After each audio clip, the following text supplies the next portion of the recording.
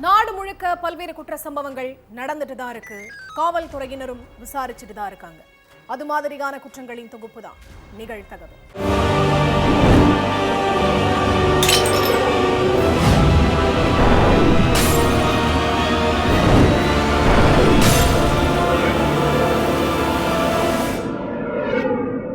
நிகழ்தகவு. வீட்டை விட்டு வெளியேறிய தாயை காணவில்லை என காவல் நிலையத்தில் புகார் அளித்த மகள். தாய் காணாமல் போன வழக்கில் 2 மாதங்களுக்கு பிறகு விலகிய மர்மம். தாயை அடித்தே கொலை செய்து குழி தோண்டி புதைத்த கொடூர தந்தை சிக்கினாரா? நடந்தது என்ன? வழக்கம் போல பக்கத்துல உள்ள காட்டுப்பகுதிக்கு விறகு எடுக்க போன தந்தை பழனியும் தாய் வள்ளியம்மாவும் நைட்டு 9 மணி ஆகியும் வீடு திரும்பல. இதனால பயந்து போன மகள் தன்னோட தாய் தந்தையோட வருகைக்காக வீட்டு வாசல்ல உட்கார்ந்து காத்துட்டு இருந்தாங்க. விறகு சுமந்துட்டு வர்ற வழியில சொந்தக்காரங்க வீட்டுக்கு போயிருப்பாங்கன்னு நினைச்சு மனச தேத்திக்கிட்ட மகள் ரொம்ப நேரம் வெயிட் பண்ணி பார்த்திருக்காங்க. ஆனா பழனியும் வள்ளியம்மாளும் வீடு திரும்பவே இல்லை. இதனால பதற்றமடைஞ்ச மகள் தன்னோட தாய் தந்தையை தேடி காட்டுப்பகுதிக்கு போயிருக்காங்க. அடுத்து சொந்தக்காரங்க வீடு தோட்டம்னு எல்லா இடத்துக்கும் போய் பார்த்திருக்காங்க. ஆனா எங்க தேடியும் பழனியையும் வள்ளியம்மாவையும் காணல. இதனால பதற்றமடைஞ்ச மகள் தன்னோட பெற்றோரை காணும்னு பக்கத்துல உள்ள போலீஸ் ஸ்டேஷன்ல புகார் அளிச்சுட்டாங்க. உடனே அந்த புகாரை வாங்கின போலீஸ் 2 பேரையும் தேடி சுற்றுவட்டார கிராமங்கள் ஃபுல்லா அலைஞ்சிருக்காங்க. கேரளாவில் உள்ள அட்டப்பாடி கிராமத்துல பெரிய அளவுக்கு சிசிடிவி இல்லாததால போலீஸுக்கு அவங்க 2 பேரும் எங்க போனாங்கன்னு தெரிஞ்சுக்கிறதுல சிக்கல் ஏற்பட்டிருக்கு. அது மட்டும் இல்லாம பழனியோட செல்போன் சிக்னலையும் வள்ளியம்மாவோட செல்போன் சிக்னலையும் ட்ரேஸ் பண்ணியும் பார்த்திருக்காங்க போலீஸ். ஆனா அதுலயும் போலீஸுக்கு எந்த ஒரு துப்பும் கிடைக்கல. அதுக்கடுத்து பழனியோட போட்டோவையும் வள்ளியம்மாவோட போட்டோவையும் எல்லா போலீஸ் ஸ்டேஷனுக்கும் அனுப்பின போலீசார் 2 பேரோட பேரையும் மிஸ்ஸிங் கேஸ்ல ஃபைல் பண்ண சொல்லி அவங்கள சீக்கிரம் தேடி கண்டுபிடிக்கவும் அறிவுறுத்தி இருக்காங்க. இதுக்கிடையில புதூர் போலீஸ் ஸ்டேஷனுக்கு போன் ஒன்று வந்திருக்கு.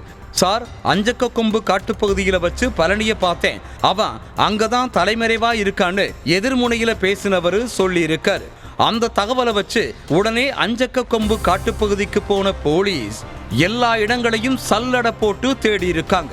அப்போ அங்க பதுங்கி இருந்த பழனிய சுற்றி வளைச்சு பிடிச்ச போலீஸ் அவரை கஸ்டடியில எடுத்து விசாரிக்க ஆரம்பிச்சாங்க.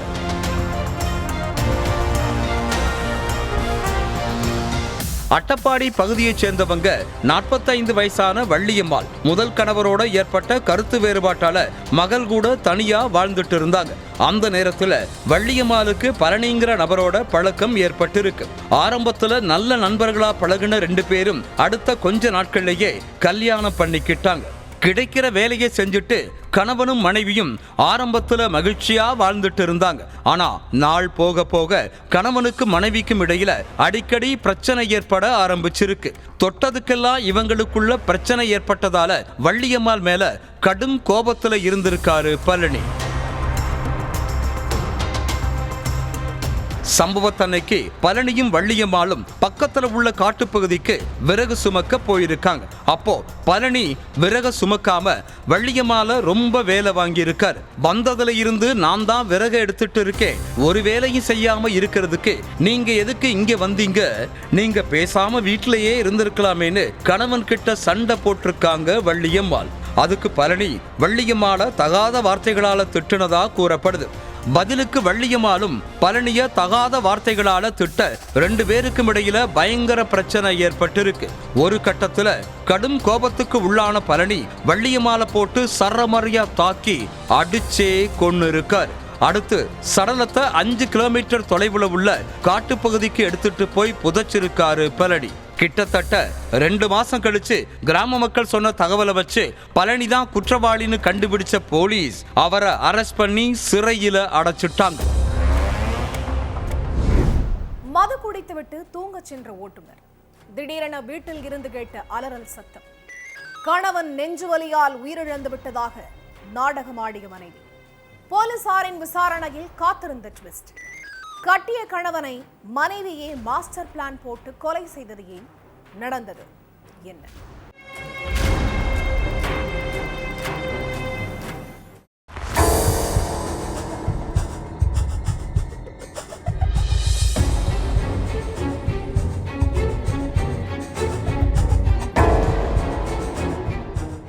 சப்தகிரி காலனி பகுதியில் உள்ள ஒரு வீட்டில் இருந்து இளம்பெண் மௌனிகா திடீர்னு கத்தி அழுதுருக்காங்க. அந்த சத்தத்தை கேட்ட அக்கம் பக்கத்து வீட்டுக்காரங்க மௌனிகா எதுக்கு இப்படி கத்துறா, அவளுக்கு என்னாச்சு அப்படின்னு பதற்றத்தோட ஓடி போய் பார்த்திருக்காங்க. அப்போ என் கணவர் சுரேஷுக்கு ஹார்ட் அட்டாக் வந்துருச்சுன்னு சொல்லியிருக்காங்க மௌனிகா. இதை கேட்ட அக்கம் பக்கத்து வீட்டுக்காரங்க சுரேஷ ஹாஸ்பிட்டலுக்கு கூப்பிட்டுட்டு போயிட்டு அட்மிட் பண்ணி இருக்காங்க. ஆனா அங்க ட்ரீட்மெண்ட் அளிச்ச டாக்டர் சுரேஷ் உயிரிழந்துட்டதா சொல்லி இருக்காங்க. இந்த தகவலை கேட்டு பதறி அடிச்சிட்டு ஓடி வந்த சுரேஷோட அப்பா அம்மா சடலத்தை பார்த்து கதறி அழுது இருக்காங்க. அடுத்து சுரேஷோட இறுதி சடங்க முடிச்ச பெற்றோர் கொஞ்ச நாளைக்கு சுரேஷோட வீட்டிலேயே தங்கி இருந்திருக்காங்க. அப்போ கணவன் உயிரிழந்த அன்னைக்கு மட்டும் சோகத்துல இருந்த மௌனிகா மறுநாள்ல இருந்து எந்த ஒரு சோகமும் இல்லாம தன்னோட ஆண் நண்பர்களோட ஊர் சுத்திட்டு ஜாலியா இருந்திருக்காங்க.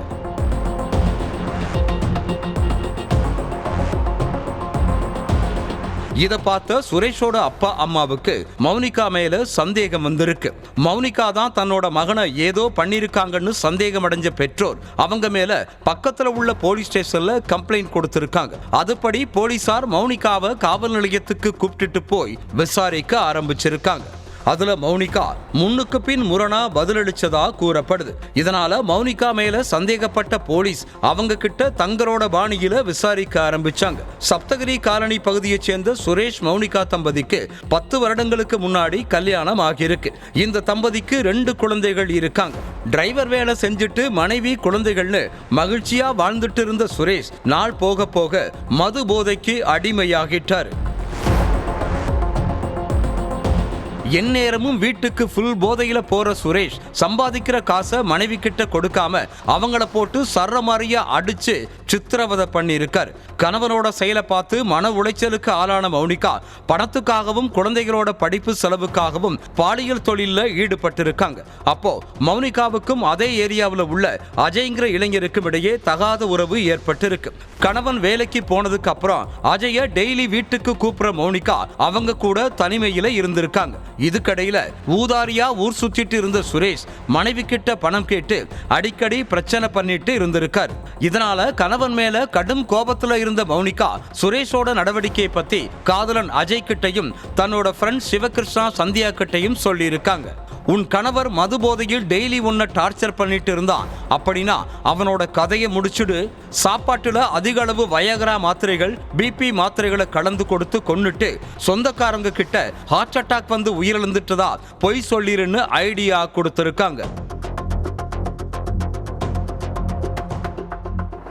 அதன்படி சுரேஷுக்காக சமைச்ச சாப்பாட்டுல 15 வயகரா மாத்திரைகளையும் 15 பிபி மாத்திரைகளையும் கலந்திருக்காங்க மௌனிகா. ஆனா அந்த சாப்பாட்டுல இருந்து ஒரு மாதிரி ஸ்மெல் வந்ததால சுரேஷ் அந்த சாப்பாடை சாப்பிட மறுத்துட்டார். அடுத்து மறுநாள் நடு வீட்டுல உட்கார்ந்து மது குடிச்சிட்டு இருந்திருக்காரு சுரேஷ். அப்போ அவருக்கே தெரியாம மதுவுல அதிக அளவு தூக்க மாத்திரையை கலந்திருக்காங்க மௌனிகா. அதுக்கப்புறம் அந்த மதுவை ஃபுல்லா குடிச்ச சுரேஷ் தன்னோட ரூமுக்கு தூங்க போயிருக்காரு. அப்போ அவரோட அறைக்கு போன மௌனிகா தன்னோட சேலையை வச்சு சுரேஷோட கழுத்தை நெரிச்சு கொடூரமா கொன்னுட்டு ஹார்ட் அட்டாக்கால உயிரிழந்துட்டதா நாடகமாடி இருக்காங்க. விசாரணையோட முடிவுல எல்லா உண்மைகளையும் தெரிஞ்சுக்கிட்ட போலீஸ் மௌனிகா, அஜய், சிவகிருஷ்ணான்னு எல்லாரையும் அரெஸ்ட் பண்ணி இருக்காங்க. கல்லூரியில் உள்ள 7வது பிளாக்கிற்கு சீனியர் மாணவியை வரவழைத்த ஜூனியர் மாணவர் நம்பி சென்ற மாணவியை கழிவறைக்குள் இழுத்துச் சென்று சிதைத்த கொடூரம். கல்லூரிக்குள்ளே மாணவிக்கு நேர்ந்த அதிபயங்கரம். எள்ளளவு கூட ஈவு இரக்கமே இல்லாத மனித மிருகம் சிக்கினானா? கொலை நடுங்க செய்த சம்பவத்தில் காவல்துறை எடுத்த நடவடிக்கை என்ன?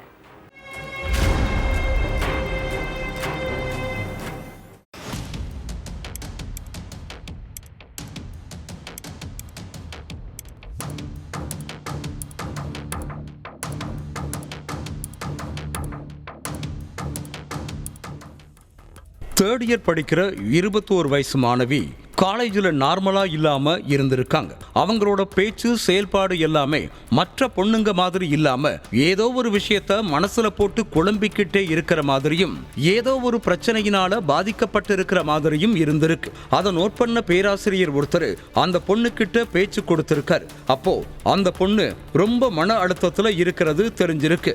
அதுக்கப்புறம் அந்த பேராசிரியர் இத பத்தி காலேஜ் நிர்வாகத்துக்கிட்ட சொல்ல அப்புறமா காலேஜ் மூலமா அந்த பொண்ணுக்கு மன அழுத்தத்தை போக்குறதுக்காக கவுன்சிலிங்கிற்கு ஏற்பாடு செய்யப்பட்டிருக்கு. கர்நாடகா பெங்களூருல உள்ள குழந்தைகள் நல ஆணையம் மூலமா ஏற்பாடு செய்யப்பட்டிருந்த தன்னார்வலர்கள் நேரா அந்த காலேஜுக்கு போய் அந்த மாணவிக்கு கவுன்சிலிங் கொடுத்திருக்காங்க. கவுன்சிலிங்லையும் அந்த மாணவி சரியா பேசாம கேட்கிற கேள்விகளுக்கு ஒழுங்கா பதில் சொல்லாம ஏதோ பித்து பிடிச்ச மாதிரியே தான் இருந்திருக்காங்க. என்னடா இது, என்ன கேட்டாலும் பதிலும் இல்ல பேச்சும் இல்ல அப்படின்னு தன்னார்வலர்களே ஒரு நிமிஷம் திணறி போயிருக்காங்க. அப்போ அந்த பொண்ணு மனசுல உள்ளதை வெளியே சொல்ல முடியாம பயத்துல தவிச்சுக்கிட்டு இருக்கிறத அந்த தன்னார்வலர்கள் புரிஞ்சுக்கிட்டு முதல்ல மனசுல உள்ள பயத்தை போக்குறதுக்காக மாணவிக்கு தைரியம் தர்ற மாதிரி கவுன்சிலிங் கொடுத்திருக்காங்க.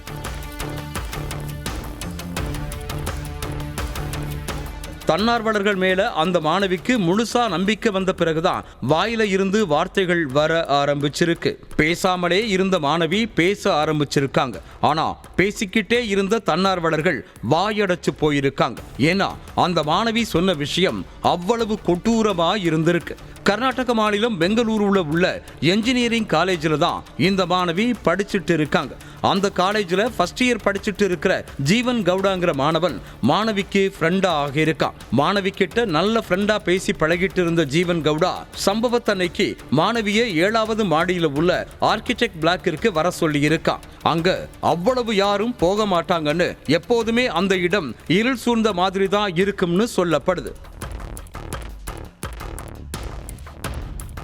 மாணவியும் ஜீவன் கூப்பிடுறானேன்னு நம்பி 7வது மாடிக்கு போயிருக்காங்க. அங்க போனதும் மாணவிய கையை பிடிச்சு இழுத்த ஜீவன் பாலியல் ரீதியா துன்புறுத்தி இருக்கான். அதுல பயந்து போன மாணவி ஜீவனை தள்ளி விட்டுட்டு லிப்ட்ல ஏறி தப்பிச்சு ஓட பார்த்திருக்காங்க. ஆனா அதுக்குள்ள படிக்கட்டு வழியா வந்த அந்த காம கொடூரன் ஜீவன் மாணவிய அங்க இருந்த ஆண்கள் பாத்ரூமுக்குள்ள இழுத்துட்டு போய் கொடூரமான முறையில பாலியல் வன்கொடுமை பண்ணி இருக்கான். அதோட இந்த கொடூரத்தை வீடியோவா பதிவு பண்ண ஜீவன் இதையெல்லாம் யாருக்கிட்டையும் வெளியே சொல்லக்கூடாது, சொன்னா வீடியோவை எல்லார்கிட்டையும் காமிச்சிருவேன், அப்புறம் உன்னையும் கொன்னு போட்டுருவேன்னு மிரட்டி இருக்கான். இவ்வளவு நாட்களா தனக்கு நேர்ந்த கொடூரத்தையும் பயங்கரத்தையும் யாருக்கிட்ட சொல்றது, எப்படி சொல்றது, என்ன சொல்றதுன்னு தெரியாம மாணவி தன்னோட மனசுக்குள்ளேயே போட்டு தவிச்சிட்டு இருந்ததா கவுன்சிலிங் கொடுத்தவங்க சொல்லி இருக்காங்க.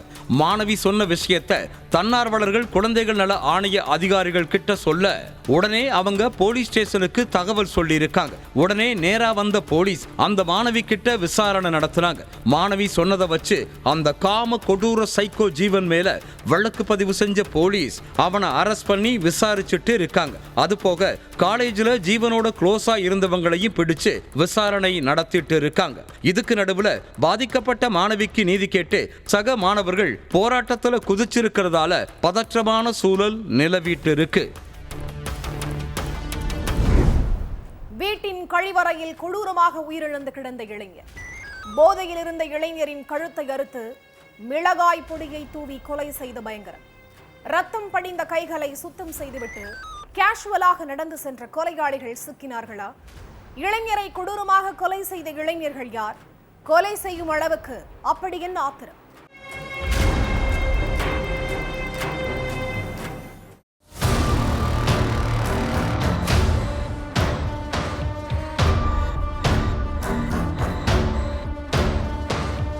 எப்பவும் காலையில 6 மணிக்கெல்லாம் வீட்டுக்கு வந்துருவானே மகன் யுவராஜ், இன்னைக்கு மணி 7 ஆகியும் இன்னும் ஆள காணுமேன்னு எதிர்பார்த்துட்டு இருந்திருக்காங்க சித்தி அஞ்சாலை. யுவராஜுக்கு போன் பண்ணி பார்ப்போம்னு நினைச்சு கால் பண்ணா செல்போன் நாட் ரீச்சபிள்லேயே இருந்திருக்கு. வெயிட் பண்ணி பார்த்தும் எந்த பதிலும் இல்லாததால முள்ளிக்குளத்தூர் யுவராஜ் வீட்டுக்கு நேரா போயிருக்காங்க.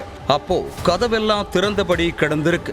அதோட வீட்டுல அங்கங்க மிளகாய் பொடியும் சிதறி கிடந்திருக்கு. அதையெல்லாம் பார்த்த அஞ்சாலை ஒருவித பதட்டத்தோட வீட்டுக்குள்ள போனவங்க திடீர்னு பயங்கரமா சத்தம் போட்டு கத்தி இருக்காங்க. ஏன்னா வீட்டுல உள்ள கழிவறையில யுவராஜ் கொடூரமான முறையில உயிரிழந்து கிடந்திருக்கார். யுவராஜ் இறந்து கிடந்ததை பார்த்து அவரோட சொந்தக்காரங்களும் நண்பர்களும் கதறி அழுதிருக்காங்க. அடுத்து யுவராஜோட சடலத்தை கைப்பற்றின போலீஸ் போஸ்ட்மார்ட்டத்துக்கு அனுப்பி வச்சாங்க.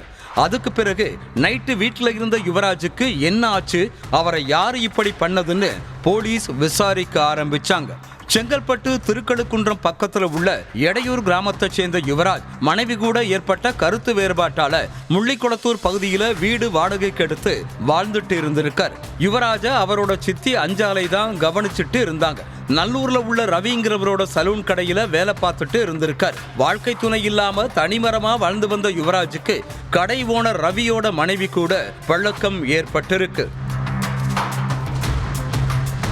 திருமணமான பொண்ணு கூட பேசுறோங்கிற எண்ணம் இல்லாம யுவராஜ் எல்லை மீறி பேசி பழகுனதா சொல்லப்படுது.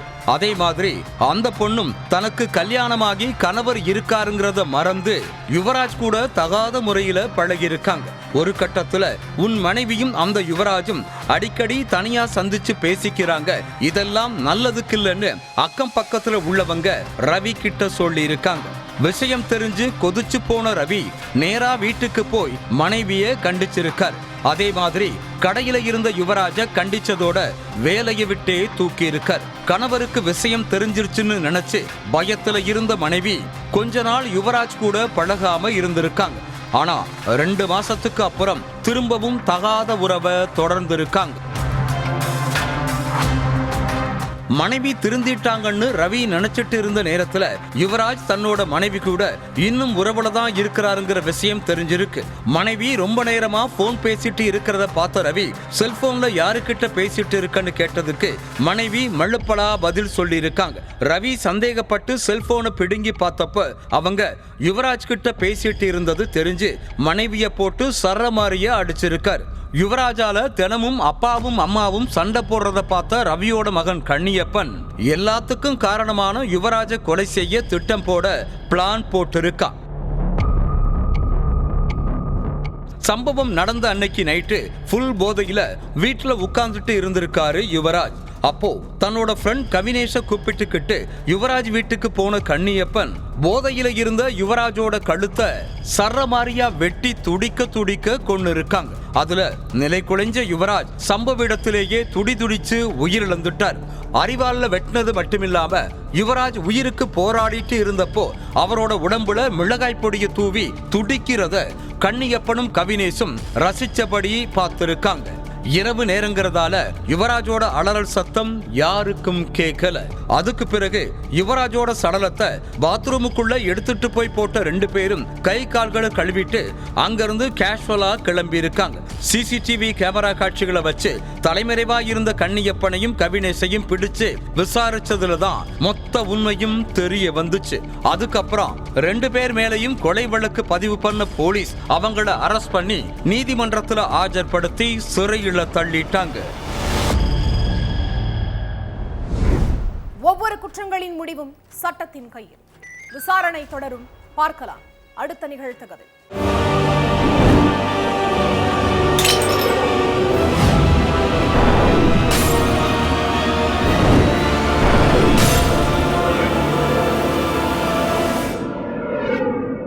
நிகழ்த்தகவு.